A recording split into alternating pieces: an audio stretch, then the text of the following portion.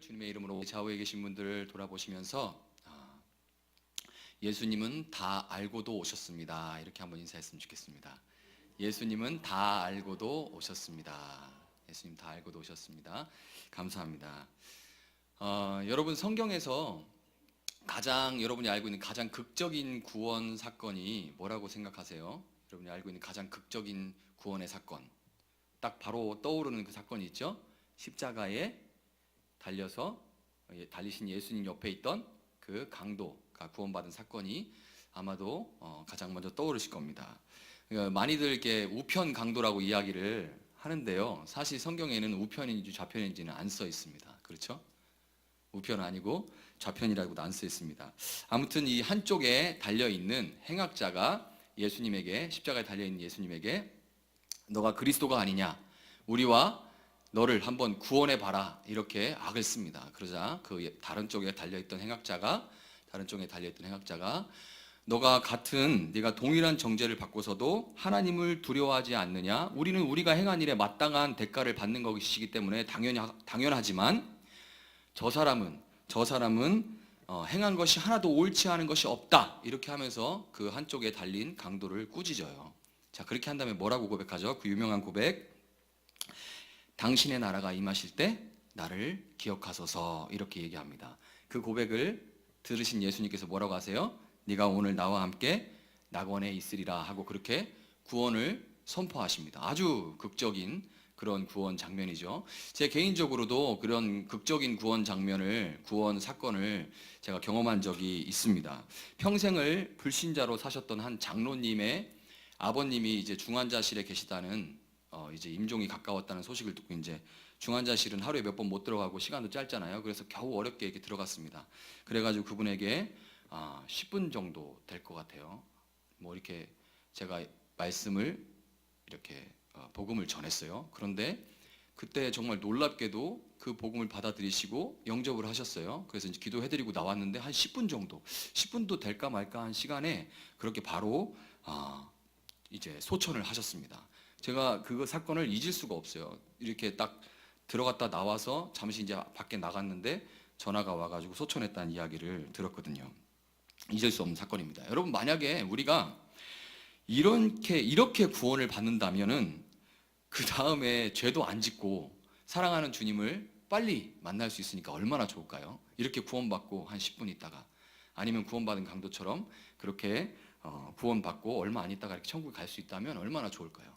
그런데 왜 우리는 구원받은 다음에 당장 죽지 않고 이렇게 계속해서 삶을 살아가야 될까요? 그 이유가 무엇이겠습니까?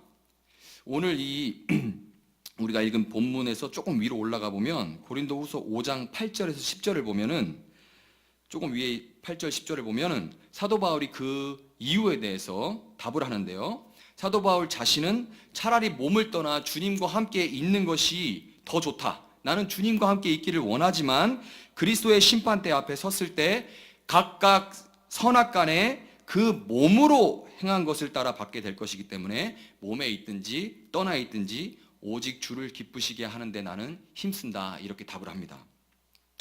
오늘 우리가 함께 읽은 본문에서는 사도 바울이 그렇게 노력했던 주를 기쁘시게 하는 방법에 대해서 오늘 본문에서 이야기를 하는데요, 18절에서 우리가 찾을 수가 있습니다. 18절에서 우리에게, 그게 뭐예요? 우리에게 주신 직분. 18절 보면 우리에게 주신 직분을, 영어 성경에는 미니스트리라고 되어 있거든요. 사역이라고도 이야기할 수가 있습니다. 그러니까 우리에게 주신 그 직분 또는 그 사역을 우리가 우리 몸 안에 있을 때 우리의 몸으로 수행하는 것, 이것이 우리가 주님을 기쁘시게 하는 자가 되는 방법이에요. 그 직분이 뭐라고 성경이 18절에서 이야기합니까? 바로 화목하게 하는 직분, 피스메이커라고 이야기를 합니다. 피스메이커가 되는 것, 우리가 우리 몸 안에 있을 때, 이 육신 안에 있을 때 우리 육신으로 피스메이커의 일을 하는 것, 그 사역을 하는 것, 그것이 우리가 주를 기쁘시게 하는 자가 되는 방법이라고 사도 바울이 이야기를 합니다. 자, 그러면 이 화목하게 하는 피스메이커라는 직분이 하는 사역 분야가 어디인지 한번 봤으면 좋겠어요. 우리가 회사 영업사원은 영업하는 그 분야가 있잖아요. 그것과 마찬가지로 우리가 받은 직분, 피스메이커, 화목하게 하는 직분이 사역하는 그 분야가 어딘지 한번 살펴보도록 하겠습니다. 자, 19절을 한번 볼게요. 19절을 보면 화목하게 하는 직분의 사역 분야가 어디라고 얘기합니까? 세상과 하나님을 화목하게 하는 것이라고 이야기합니다. 화목하게 하는 직분의 사역 분야는 세상과 하나님을 화목하게 하는 것이라고 이야기해요. 이것은 십자가의 세로 부분과 관련된 분야입니다. 십자가가 이렇게 있을 때 십자가의 세로 부분과 관련된 분야예요. 화목하게 한다는 것은 지금 어떤 상태라는 거예요? 지금 불화하다는 얘기죠. 지금 깨져 있는 상태라는 거예요. 그게 왜 깨졌을까요? 십자가의 이 세로 부분에 관련된 이 분야가 왜 깨져 있죠? 죄 때문에 깨져 있습니다. 자, 죄 때문에 깨져 있는데 우리가 일반적으로 생각할 때 죄로 인해서 깨진 관계를 해결하는데 쓰는 방법이 뭐가 있죠? 일반적으로 우리가 아는 방법이 먼저는 감옥에 들어가서 형기를 채우는 거죠. 죄를 지어가지고 관계가 깨지면 감옥에 들어가서 형기를 채워야 됩니다. 또 무슨 방법이 있어요? 보석금을 치러가지고 그 죄값을 치르는 것입니다. 근데 문제가 하나 있어요. 그건 뭐냐면 같은 죄도 죄를 지은 대상에 따라서 처벌 수위가 달라지는 겁니다. 그게 문제예요. 여러분 지금 제 설교가 마음에 안 든다고 지금 여러분 중에 한 분이 벌떡 일어나가지고 야 그것도 설교냐 이런 다음에 계란을 하나 집어가지고 저한테 던져가지고 제가 한번 맞았다고 생각해 보세요. 여기 막 계란 막 떨어지고 막 제가 아파서 이러고 있겠죠. 자, 그런데 그러면 어떻게 될까요? 너무 상상만 하시지 말고 어떻게 될까요? 너무 상상만 해도 즐거우십니까? 어떻게 될까요? 아무 일도 안 일어납니다. 그러면 저만 비탄에 빠지겠죠. 주여 설교를 그만둬야 됩니까? 제 설교 너무 마음에 안 든다고 막 계란을 던집니다. 그런데 저한테 그러면 아무 일도 안 일어나거든요. 그런데 제가 아니라 지금 대통령에게 던지기도 어렵겠지만 그 계란을 던져서 맞췄다고 생각해 보세요. 그럼 어떻게 될까요? 요즘은 대통령에게 막 대놓고 욕을 할 수 있는 그런 시대이기 때문에 별로 마음에 안 와닿을 수 있습니다. 그런데 대통령이 아니라 왕이면 어떻게 되죠? 조선시대나 뭐 그 이전의 왕, 절대 왕정시대 왕이라면 더 나아가서 중국의 천자, 황제에게 과연 황제에게 접근해서 여러분이 계란을 던질 수 있을지는 모르지만 던져서 황제가 맞으면 어떻게 되죠? 최소한 3족, 3대 저와 아버지와 자식까지 싹 죽게 되고 더 나아가서 구족을 저를 모르는 친척들까지도 너 죽어야 돼. 왜요? 그럼 아무개 때문에 모르는데요. 그래도 죽어야 돼요. 천자를 황제에게 그렇게 하면 구족까지 멸하게 되죠. 아주 멸문지화를 그렇게 당하게 됩니다. 여러분 그런데 온 우주의 왕이신 하나님께 죄를 지으면 형기가 얼마나 되고 치러야 되는 보석금이 얼마나 될까요? 상상이 가십니까? 여러분 우리가 이 몸이 죽고 100번 고쳐주고 백골이 진토되고 넋이라도 있고 없고 그렇게 된다 한들 우리가 그 형기를 다 채울 수가 있으며 우리가 이 세상에서 가장 돈이 많은 재벌이 된다 한들 그 보석금을 다 우리가 치를 수가 있겠습니까? 없겠죠. 우주를 지신 하나님께 지은 죄는. 여러분 그래서 우리는 영원한 형기를 영원히 치러주신 영원하신 예수님이 필요한 줄 믿으시기 바랍니다. 아멘입니까? 그리고 우리는 우리의 어떤 죄라도 그 죄를 대신 치러줄 수 있는 그 값어치가 있는 예수님의 보혈이 필요한 것입니다. 예수님은 그 죄값을 치러주시기 위해서 하나님과 우리 사이에 화목을 만드시기 위해서 이 땅에 오신 줄을 믿으시기 바랍니다. 예수님께서 십자가에서 이미 치러주신 그 죄값을 우리가 받아서 죄 용서함과 자유함을 누리기 위한 방법은 그 예수님이 그렇게 행하신 것을 믿음으로써 예수님과 연합하는 방법밖에 없어요. 그리고 로마서 10장 17절에서는 믿음은 들음에서 나며 그리고 들음은 그리스도의 어디서 난대요? 말씀으로 말미암느니라 이렇게 말씀합니다. 그러니까 우리가 믿음을 갖게 되는 방법은 오직 어떻게 되는 거예요? 말씀을 듣는 것에서 나오는 겁니다. 여러분 처음에 우리가 교회 나왔을 때 한번 생각해 보세요. 처음 교회에 나왔을 때 우리는 오늘 본문의 16절과 같이 그리스도도 육신을 따라 알았습니다. 그리스도도 육신을 따라 알았어요. 육신을 따라라는 말은 영어 성경에 보면은 조금 더 우리가 이해하기가 쉬운데 from worldly point of view라고 돼 있어요. 그러니까 세상적인 가치관 그리고 세속적인 관점을 가지고 예수님도 우리가 알았는데 자기 자신을 위해서, 내 자신을 위해서, 그리고 내 육체적인 소욕을 만족시키기 위해서, 쉽게 말해서 예수로 나를 기쁘게 하기 위해서, 예수님을 이용하기 위해서 교회에 나왔었다는 얘기입니다. 뭐 좀 들어줄까봐, 나 필요한 것 좀 채우려고, 예수로 나를 기쁘게 해보기 위해서, 인생에 뭐 재미가 없어서 여러 가지 이유들로 여기 와서 처음 교회를 나와서 우리가 예수도 그렇게 육신적으로 세상적인 관점으로 나한테 이득이 될까? 이런 생각을 가지고 교회에 왔었다는 겁니다. 그렇지만은 말씀을 들으면서 점차 우리 마음 가운데 믿음이 생겨나고 우리는 예수님과 어떻게 돼요? 연합이 돼서 모든 죄를 다 용서받게 된 것입니다. 그것뿐만이 아니라 마치 결혼한 부부가 경제를 합쳐서 신랑 돈이 내 돈이 되고 신랑의 모든 수고를 통한 그런 혜택을 신부도 누릴 수 있는 것처럼 예수님의 모든 의로움도 내가 덧입게 되면서 하나님의 눈에는 우리는 어떻게 보이는 거예요? 예수님처럼 거룩하고 아름답게 존귀하게 보이게 된 줄 믿으시기 바랍니다. 이게 얼마나 놀라운 일인지 사도 바울은 17절에서 이 사실들을 쭉 이야기하고 난 다음에 17절에서 뭐라고 얘기해요? 그런즉 누구든지 그리스도 안에 있으면 새로운, 예수님과 연합하면, 그리스도 안에 있으면, 예수님과 연합하면, 우리가 외국 사람들 그 결혼하면 그 남편 성 따라가듯이 그 사람과 하나가 돼서 그 사람 안에 거하면, 연합하면 새로운 피조물이라. 이전 것은 지나갔으니 보라, 여기 보라가 그냥 보라 이게 아니고 보라 이렇게 되거든요. 보라 새 것이 되었도다. 이렇게 벅찬 음성으로 사도 바울이 그렇게 고백을 하는 겁니다. 이 사건 때문에.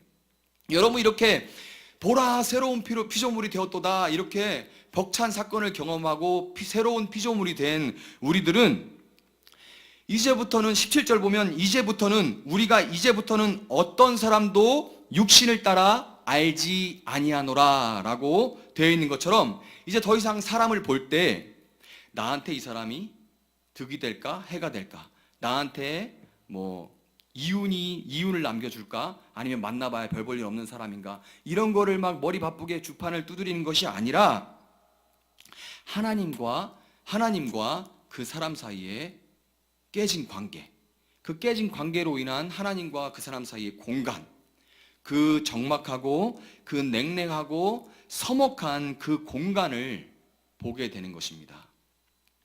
그리고 그 비어진 공간, 그 적막한 공간에 하늘과 땅의 중간에서 십자가에 달려 돌아가신 예수님이라는 그 공간을 이어줄 수 있는 유일한 사다리인 예수님을 보게 되는 것입니다. 아멘입니까?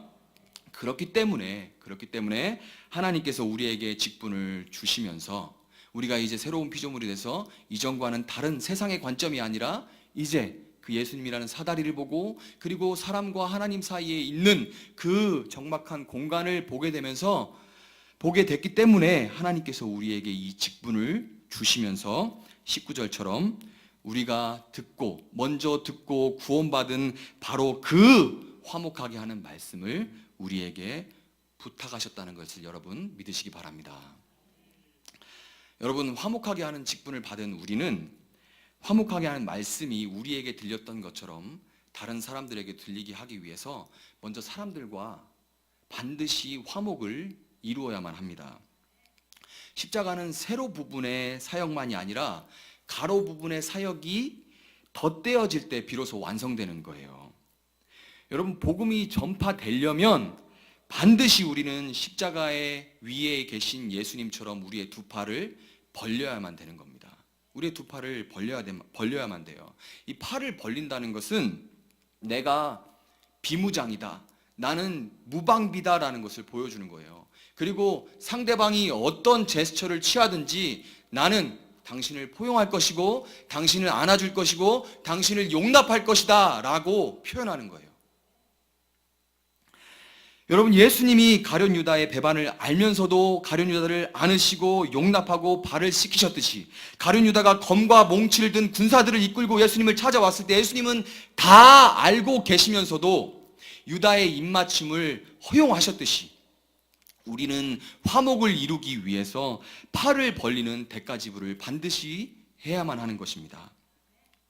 여러분, 그렇기 때문에 교회는 경치는 좋지만은 팔을 벌려 안아줄 사람이 없는 산 위에 있는 것이 아니라 세상 속에 있다는 것을 여러분 믿으시길 바랍니다.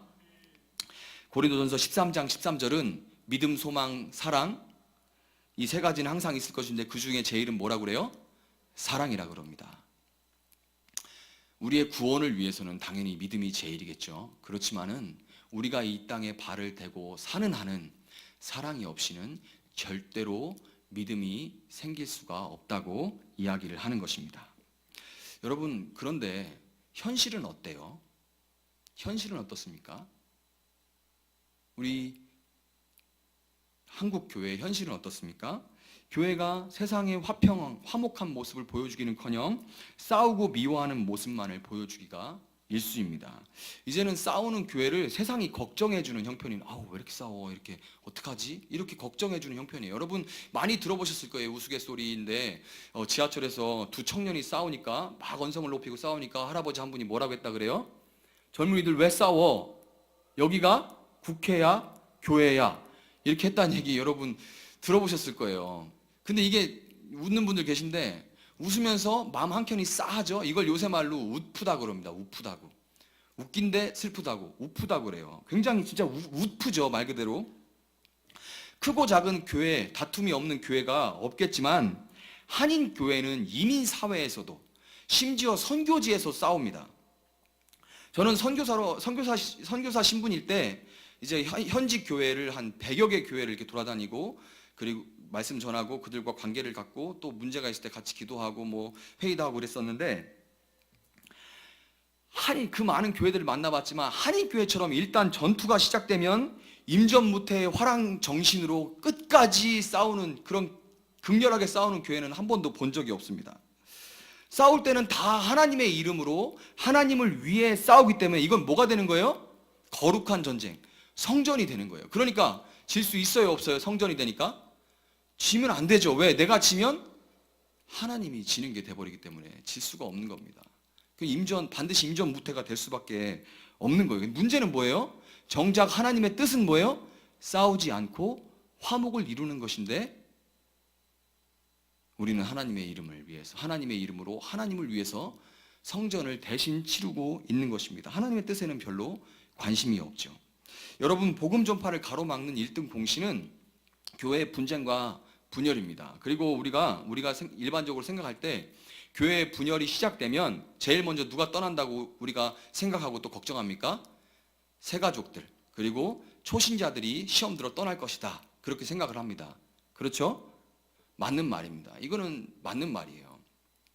교회 분쟁이 시작되면 새신자들은 바로 이렇게 떠나죠. 그런데 이 새신자들, 초신자들은 즉각 문제가 일어난 즉각 교회를 떠나기 때문에 의외로 상처는 깊지가 않아요.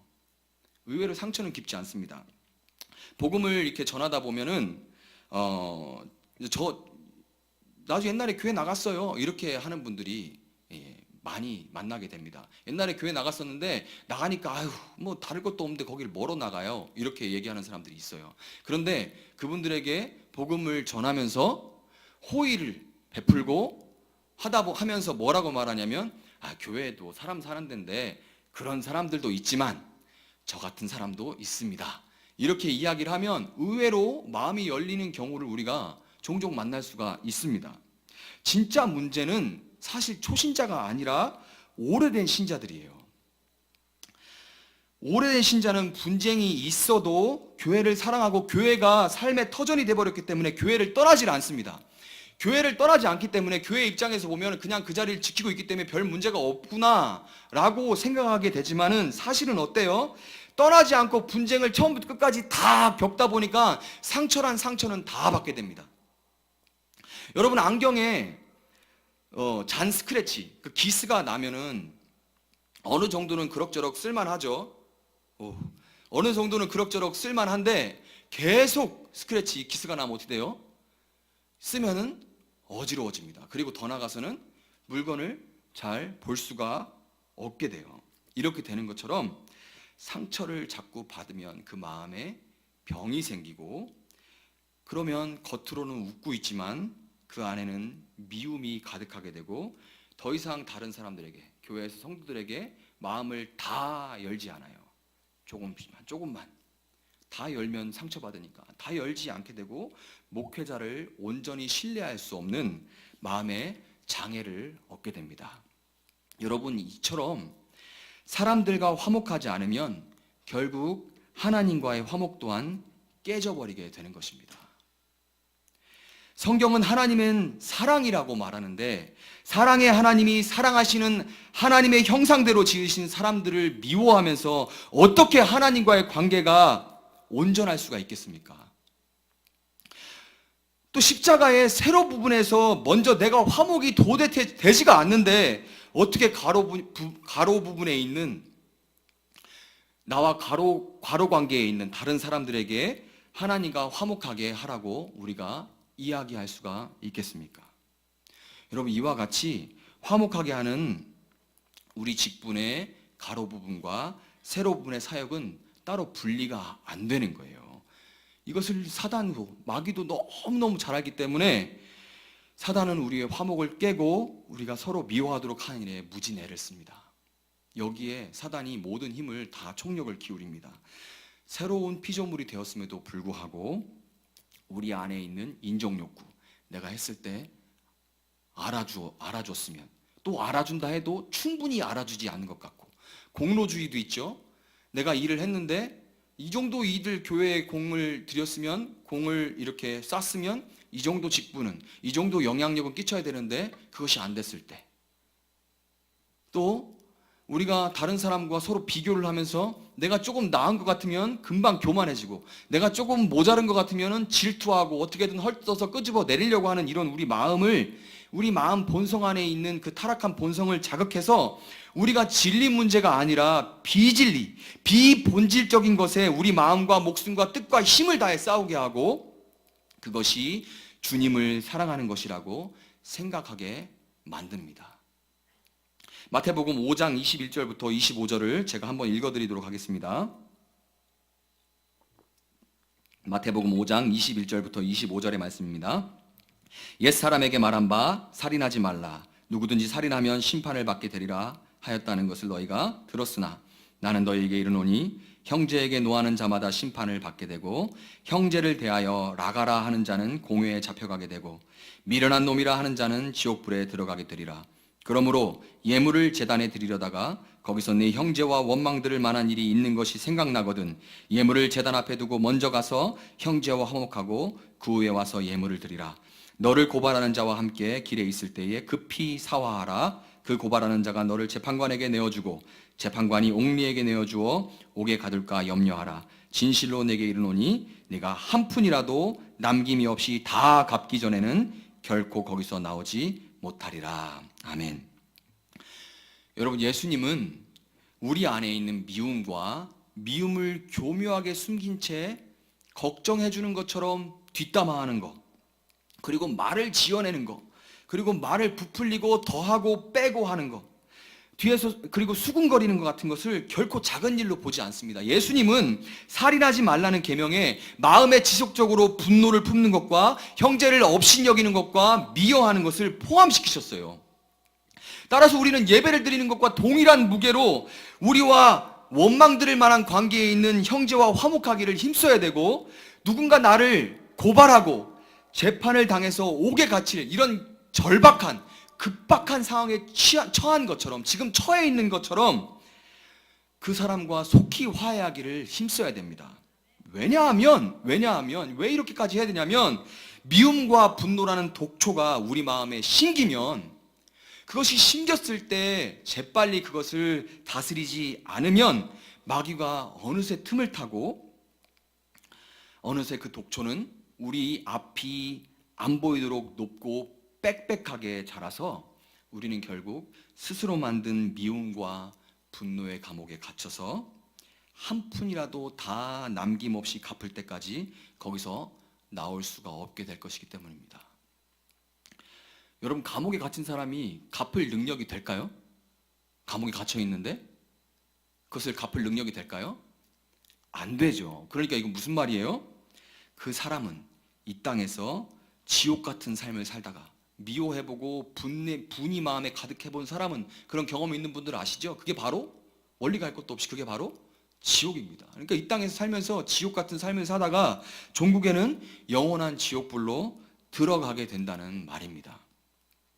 여러분, 바울이 편지를 보낸 고린도 교회의 상황도 한국 교회의 상황과 크게 다르지 않았어요. 고린도 교회의 문제가 한두 가지가 아니었다는 것은 여러분 다 잘 알고 계실 겁니다. 윤리적으로는 근친상간의 문제가 있었고요. 그리고 성도들 간에 서로 송사하는 문제도 있었습니다. 그리고 은사 문제로 다투는 것도 있었죠. 그렇지만 이 문제들의 근본적인 그런 문제는 뭐였어요? 그 고린도 교회가 바울파, 아볼로파, 게바파, 그리스도파 이렇게 파벌을 나눠서 분쟁을 일삼았던 것입니다. 분쟁 끝에 결국 고린도 교회의 담임 목회자였던 아볼로가 사임하고 교회를 떠났음에도 불구하고 교회는 싸움을 멈추지 않았어요. 결국 고린도 교회는 그 고린도 지역에 그 교회를 하나님과 화목하게 해주신, 만들어주신 그 예수님을 증거하고 전파하기보다는 말로 다할 수 없는 비웃음과 손가락질을 당하는 상황에 처했던 것입니다. 그런데 여러분, 오늘 본문에 보면은 사도 바울이 이런 처참한 상태에 놓여 있는 고린도 교회를 향해서 뭐라고 선포합니까? 아까 여러분들이 읽으신 17절에 뭐라고 얘기해요? 이전 것은 어떻게 됐대요? 지나갔으니 보라 새 것이 되었도다. 보라 새 것이 되었도다. 사도 바울이 이렇게 선포합니다. 근데 사도 바울이 도대체 어떻게 이렇게 선포할 수가 있을까요? 사도 바울은 현실 인지력이 떨어지는 바보여서 그냥 아무것도 모르고 그냥 그렇게 얘기했거나, 아니면 바울은 대책 없는 낙천주의자이기 때문에 문제는 하나도 보지 않고 그냥 잘 될 거야, 잘 될 거야, 잘 될 거야 라고 하는 그런 사람이었기 때문에 이렇게 보라 새 것이 되었도다 이렇게 선포할 수 있었던 것일까요? 우리가 아는 바울은 절대 그런 사람이 아니죠. 바울이 그렇게 담대하게 선포할 수 있었던 이유는 바로 14절이 있기 때문입니다. 14절 말씀을 한번 한 목소리로 같이 읽어보도록 하겠습니다. 시작. 그리스도의 사랑이 우리를 강권하시는도다. 우리가 생각하건대 한 사람이 모든 사람을 대신하여 죽었은즉 모든 사람이 죽은 것이라. 아멘. 여러분, 이것이 우리의 소망인 줄을 믿으시기 바랍니다. 아멘. 이것이 우리의 소망인 줄 믿으시기 바랍니다. 그리스도의 사랑이 우리를 강력하게 권면하고 계십니다. 여기서 강권하다는 말은 헬라어로 슈넥세이라고 되어 있는데요. 이것은 그냥 하나님께서, 예수님께서 그냥 그렇게 좀 해봐라고 한번 권하고 마신다는 그런 뜻이 아니라 지금도 생생하게 계속해서 권하고 계신다는 그런 뜻입니다. 여러분, 예수님은 절대로 포기하지 않으십니다. 우리를 위해서 목숨을 주신 예수님은 우리가 미움의 감옥, 무뎌짐의 철장을 깨뜨리고 나와서 다시금 화목을 만드는 피스메이커의 그 사역을 감당할 수 있도록 우리를 회복하신다는 것을 여러분 믿으시길 주님의 축원드립니다. 그러기 위해서 예수님은 절대 포기하지 않으시고 우리 마음과 선한 양심을 두드리실 거예요. 우리 인생의 여러 가지 사건들을 통해서 우리에게 말씀하실 것입니다. 특별히 고난을 통해서 우리에게 계속해서 강력하게 권면하실 것입니다. C.S. 루이스가 그런 말을 했어요. 평상시에 하나님께서는 우리에게 소근소근 속닥속닥 말씀하시지만 고난을 통과할 때 하나님은 우리에게 메가폰을 대고 말씀하신다. 이런 말이 있어요. 우리에게 계속해서 거기에서 나오라고, 우리가 나올 수 있도록, 우리가 지금 어디에 있는지 스스로 만든 감옥에 갇혀서 계속해서 이러고 있는 것을 깨닫고 그것을 부시고 나올 수 있도록 하나님 우리를 절대 포기하지 않으시는 겁니다. 예수님의 그 목숨을 버리신 포기하지 않는 사랑이 옹졸한 우리의 여전히 유일한 소망인 것을 믿으시기를 주님의 이름으로 축원드립니다. 여러분, 우리는 화목하게 하는 직분을 맡았음에도 불구하고 오히려 불화를 만드는 그런 소망이 없는 존재들입니다. 우리는 화목을 만드는 그런 직분을 맡았는데도 계속해서 불화를 만드는 소망이 없는 존재예요. 그렇지만 여전히 우리 안에는 소망의 근원 되시는 예수님이 거하고 계십니다. 달이 해의 빛을 받아서 빛을 내듯이 우리는 예수님이 여전히 우리 안에서 강권하시는 그 사랑을 우리에게 사랑으로 우리를 강권하고 계시기 때문에 우리는 그 사랑에 반응해서 화목을 만들 수 있는 존재이고 또한 그 화목을 만들어 가야 하는 것입니다. 여러분, 그렇다면 그 예수님의 강권하시는 사랑에 반응해서 그 강권하신 사랑에 대한 우리의 반응은 어떻게 나타나야 될까요? 어떤 모습으로 나타나야 될까요? 예수님의 그 사랑에 반응한 우리의 모습은 어떻게 나타나야 될까요? 먼저 우리를 강권하시는 예수님의 나를 위해 죽어주신 그 사랑에 반응해서 우리는 날마다 십자가에 나를 죽이고 사도 바울도 고린도전서 15장 31절에서 뭐라고 고백하죠? 그 유명한 고백, 나는 날마다 죽노라, 이렇게 고백했죠. 사도 바울이 그렇게 고백했던 것 같이 우리도 십자가에 날마다 나를 못 박아서 나를 죽이는 과정을, 그리고 예수로 살아가는 훈련을 쌓아야 하는 것입니다. 나를 죽인다는 말은 뭐 자해하라는 말이 아니라요, 말씀으로 자신을 비추어서 나만 맞고 나만 드러나 보여야 되고 내가 하면 쟤보다는 잘할 것 같고 하는 그런 생각들이 우리 마음에 일어날 때, 여러분, 그렇게 생각하는 순간 다른 사람이 틀려야 되고 다른 사람이 죽어야 돼요. 그런 생각이 올라올 때 십자가에 자신을 못 박는 것을 말합니다. 이것이 죽어지는 것의 의미예요. 쉽게 말하면 무슨 말이에요? 십자가를 모든 일의 가운데에 두는 습관을 우리는 가져야 한다는 것입니다. 또한 여기서 머무르는 것이 아니라, 사실 이렇게 자기 자신을 부인하고 하는 것들은 뭐 불교나 이런 다른 고등 종교들도 다 이렇게 뭐 수행을 통해서 자기를 뭐 죽이고 뭐 하는 것들은 계속해서 모든 고등 종교가 추구하는 겁니다. 그런데 우리는 여기서 멈출 수가 없죠. 우리는 어떻게 해야 돼요? 우리는 예수님의 생명의 능력을 덧입어서 내 몸으로, 우리가 내 몸 안에 있을 때 내 몸으로 적극적으로 화목을 만들어가야 하는 것입니다. 불편한 기미가 보이는 사람들이 있으면 우리는 찾아가서 그 불편함이 커지기 전에 함께 식사라도 하면서 이야기를 하고 풀을 거를 풀 수 있을 때 빨리 풀어야 돼요. 더 커지기 전에. 그리고 우리는 마땅히 무릎을 꿇어서 그 불편한 관계를 위해서 기도해야 하는 줄 믿으시기 바랍니다. 또 분쟁이 있을 때 뭐 편을, 한쪽만 얘기만 듣고 편을 나눠가지고 뭐 싸우기보다는 우리가 어떻게 해야 돼요? 화목이라는 것을 전제에 아예 두고 화목을 만들어 갈 수 있을지도 모르고 없을지도 모른다, 이게 아니라 화목이라는 것을 전제에 두고 화해에 전력을 다해야 하는 것입니다. 내버려 두면 어떻게 되겠지, 하나님이 다 알아서 하겠지, 우리 쉽게 쓰는 말이잖아요. 하나님 다 알아서 하겠지. 이거는 화목하게 하는 사역을 맡은 직분자로서 직무유기인 것입니다.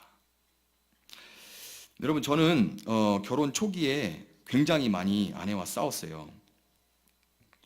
저도 임전무태의 정신을 가지고 있기 때문에 제 피에도 화랑의 피가 흐르나 봅니다. 임전무태의 정신을 가지고 많이 싸웠는데, 제가 이제 그때는 전도사였고 또 말을 하면서 사는 직업이다 보니까 말로는 제가 항상 이깁니다. 그 이제 아내는 저하고 말하다 보면 맨날 자기가 잘못한 게 돼버리잖아요. 그렇죠? 그러니까 말을 안 해요. 겉보기에는 제가 승리한 것, 이긴 것 같지만 말 안 하면 답답한 건 누굽니까? 말 안 하면 답답한 게 누구죠? 더 필요한 게 많은 사람이 답답하게 되어 있어요. 그럼 누가 더 필요한 게 많을까요? 제가 더 필요한 게 많죠. 그 소통을 안 하니까, 말을 안 하고, 그러니까 소통이 안 되면 문제가 어떻게 돼요? 이제 뭐 뭘 해도 저 또 무슨 꿍꿍이가 있어서 저러는 거야, 나 보라고 하는 거지, 뭐 이런 오만 오해와 뭐 이런 게 있어서 처음에 요만했던 미움이 나중에는 엄청나게 커집니다. 그렇죠? 그래서 이 오해와 미움이 막 쌓여가면서 제 마음이 완전히 지옥이었어요. 지옥 같은 마음을 가지고 제가 설교할 때는 사랑하라, 화목하라, 그렇게 설교를 했습니다. 그러면은 정말로 거짓말 안 붙이고 여기에 마귀가 서 있는 것 같았어요. 너나 잘해 하고 계속 귀에다 대고 너나 잘해, 너나 잘해. 계속 그러는 거예요. 옆에 있는 것처럼, 진짜 서 있는 것처럼. 그러면 설교하는 게 얼마나 힘든지 모릅니다. 너무너무 힘이 들어요. 그런데 그러면은 내가 지금 문제가 있구나라고 회개해야 되잖아요. 회개했을까요? 안 했을까요? 이렇게 힘들게, 나를 힘들게 설교하는 것도 이런 귀한 지금 말씀 전하는 사역을 하는데 이렇게 힘들게 나를 만드는 그 스트레스까지 다 제 아내 탓으로 돌렸습니다. 굉장히 미련하죠? 그러니까 이 미움이, 미워하는 그런 생활이 그렇게 한 1년이 넘게 됐어요. 1년 정도가 됐는데 결국 이 미련하고 못 알아듣고 스스로의 감옥에 갇혀있는 저에게 하나님이 개입하셨습니다. 하루는 전에 교회에 기도 방인데 굉장히 작은 방이 있었어요. 그 기도굴 같이 아주 한 사람 겨우 들어갈 정도의 기도굴이 있었는데 거기 들어가서 제가 시간을 기억하는데 한 30분 정도를 기도라고 쓰고 시위라고 하는 막 왜 이런 여자를 주시고 저는 이제 목회자인데 이거 어떡합니까? 바꾸지도 못하고 막 하나님한테 소리를 질렀거든요. 고래고래 막 소리를 질렀습니다. 30분을 한 그 정도 한 거. 나중에 시간을 이렇게 보니까 그 정도 되더라고요. 그 이제 30분을 정말 옥탑을 이렇게 올려가지고 소리를 지르고 나니까 힘들잖아요. 그래서 이렇게 하고 있는데 정말 이거는 마음에 그렇게 주신 것 같아요. 뭐 이런 말이 아니라 정말로 옆에서 얘기하는 것처럼 생생하게 하나님 말씀이 들려왔는데 뭐라고 하셨냐면요. 네가 대접받고자 하는 대로 남을 대접하라 이렇게 말씀하셨어요. 길게도 안 하시고 네가 대접받고자 하는 대로 남을 대접하라. 나중에 찾아보니까 마태복음 7장 12절의 말씀이었습니다. 이게 전혀 예상치 못한, 좀 참아라 뭐 이런 거면 제가 이해를 하겠는데 전혀 예상치 못한 그런 음성이 너무나 분명히 들려가지고 뭐 되게 당황하고 있는데 몇 장면이 막 스쳐가는 거예요. 그 중에 한 장면이 뭐였냐면 제가 아내 첫 아이를 낳고 힘들어하는 아내가 이제 막 설거지를 하고 있는데 저는 방에서 드라마 보고 있었거든요. 그런데 컴퓨터로 드라마 보고 있는데 그때 도와주면 좋겠다라는 생각이 마음에 있었지만 그러지 않았고 이게 그냥 귀한 사역을 지금 하고 있기 때문에 나는 지금 쉬고 있는 거고 도와줘야 된다라고 나를 대접해야 된다라고 생각하고 있었고 거기다 한술 더 떠서 나는 드라마를 보면서도 말씀에 쓸 그 소재를 찾고 있어라고 스스로 그렇게 생각하고 있었어요. 그게 그렇게 생각하고 있었거든요. 근데 그 장면이 떠오르면서 내가 무슨 생각하고 있었는지까지 다 생각이 나는데 변명도 못하겠고 반박도 전혀 할 수가 없었습니다. 그냥 이렇게 하고 있어요. 그렇게 하고 있었어요. 그 길로 바로 하나님 앞에 무릎 꿇고 회개하고 집으로 돌아가서 제 아내 앞에서 무릎 꿇고 잘못했다고 용서를 구했습니다. 그대로는 제가 잘할까요? 잘할까요? 아멘이라 하신 분 축복받으실 줄 믿습니다. 근데 안타깝게도 잘하는 건 아니고 여전히 부족한데 최소한 한 소리 들은 것은 그대로 바꾸려고 애는 씁니다. 그 정도 수준이에요. 저는 제가 이 부끄러운 이야기를 통해서 드리고자 하는 말씀이 뭐냐면요, 여러분 화목함이 깨진 그런 불편한 관계, 나와 그 사람 사이에 십자가를 두시기를 바랍니다. 그리고 십자가에 달리신 그 예수님께서 하시는 말씀을 들으시기를 바랍니다. 그 말씀이 들려올 때 그 말씀에 변명하지 말고 회개하고 즉각 순종해서 화목을 만들어 가시는 여러분이 되시기를 주님의 이름으로 축원합니다. 말씀을 맺도록 하겠습니다. 여러분 19절을 한번 보세요. 다시 19절은 하나님께서 화목하게 하는 말씀을 우리에게 어떻게 했다고 그래요? 부탁하셨다고 말합니다. 여러분 부탁 누가 하는 거예요? 부탁은 아쉬운 사람이 부탁하는 겁니다. 하나님께서 얼마나 간절하시면 부탁한다고 하셨을까요? 하나님께서 얼마나 그 마음에 간절하시면 우리에게 부탁한다고 하셨을까요? 여러분 이 시간에 이 애끓는 하나님의 부탁에 반응해서 지금 가정에서, 직장에서, 교회에서 화목을 위해 애쓰다가 예수님이 손과 발에 못이 박히고 못에 찔리고 등에 채찍을 맞으신 것처럼 여기저기 찔리고 터진 상처로 아파하고 있는 피스메이커들을 여러분들의 주인인 예수님의 이름으로 축복합니다. 여러분은 여러분을 구원하신 그 예수님의 목적대로 살고 계신 것입니다. 여러분, 어제는 성탄절이었죠. 작년 이맘때 저는 깨진 관계 문제로 굉장히 힘든 시간을 보냈습니다. 굉장히 힘든 시간을 보냈어요. 이제 지나갔으니까 얘기할 수 있지만 굉장히 힘든 고통의 시간을 보냈습니다. 제가 그렇게 고통에서 몸부림치고 있을 때 하나님은 아들 예수님께서 이 땅에 오시면 무슨 일이 일어날지, 어떤 아픔을 겪게 될지 다 아시면서도 하나님과 우리를 화목하게 하기 위해 직접 이 땅에 오셔서 모든 것을 다 내주고 물과 피까지 다 쏟으심으로 우리를 하나님과 화목하게 해주신 것을 제 마음에 다시 생각나게 하시면서 이런 고백을 하도록 만드셨어요. 제게는 이 고백이 모든 깨진 관계로 인해 생긴 고통을 털고 일어나서 다시금 화목하게 하는 직분을 감당할 수 있게 해준 그런 고백입니다. 한번 함께 고백해 봤으면 좋겠습니다. 그래, 다 알고도 오셨는데. 한번 해볼까요? 그래, 다 알고도 오셨는데. 그래, 다 알고도 오셨는데. 누가요? 예수님이요. 다 알고도 오셨죠. 이런 일이 있을 거, 우리가 어떻게 할지, 어떻게 배반할지, 어떻게 마음 아프게 할지 다 알고도 오셨습니다. 늘 그렇게 이 고백, 그래 다 알고도 오셨는데, 이 십자가의 고백이 불화한 모든 곳에서 여러분의 마음에 울려지고 입수로 고백되어지기를 주님의 이름으로 축원드립니다. 그 고백이 그저 고백을 위한 고백으로 끝나지 않고 올해가 다 가기 전에 용서하고 용서받고 분노와 미움과 섭섭함에 감옥에서 마지막 한 푼까지 다 갚고 나와서 주님의 이름으로 새 출발하시는 여러분 모두가 되시기를 주님의 이름으로 축원합니다. 아멘. 자, 함께 찬양하고 기도하는 시간을 갖도록 하겠습니다. 가사가 이 찬양